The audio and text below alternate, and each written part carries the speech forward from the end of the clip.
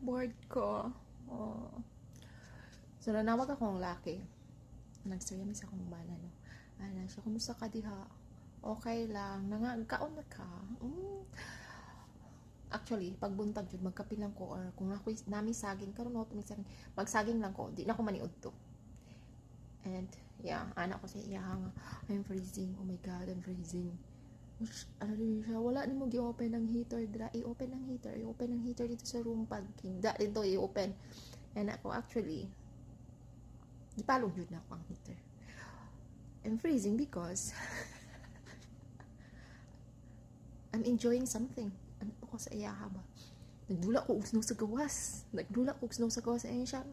Nga nagdula makasasnaw sa gawas. Nga part negative 5 karon. Negative 5. Yeah, negative 5. Tugnaw kay sa gawas.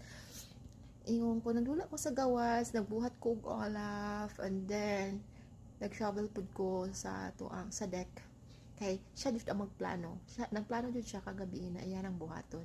And then, kay, gusto man na to maranasan, no?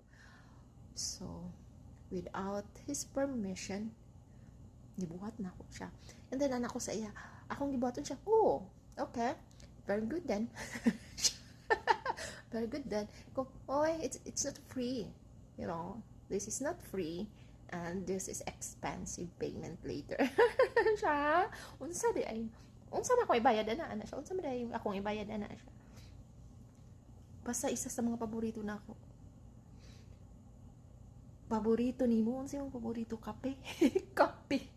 'Di ba? Paborito na to ang kape. Wa ka nagkamali jud, kape lang ang kapalit ani. But coffee from Carbo, di ko magbuhat og coffee dire.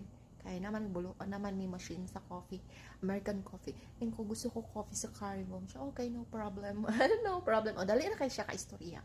Dali na siya ka istorya pag pagkaon ng istoryahan or kaunon. Wala lang siya, wala siya. Bitaw ko, bilib lang po ko sa iya. Never siya mag-no.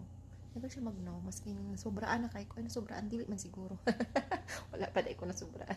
Yeah, mo lang to. Share lang na ako. Pero yeah, nice ang experience. Pero at least, na-experience na ako siya. Dili na nako siya usabon. Okay na to. Hindi na nako siya usabon. Bye.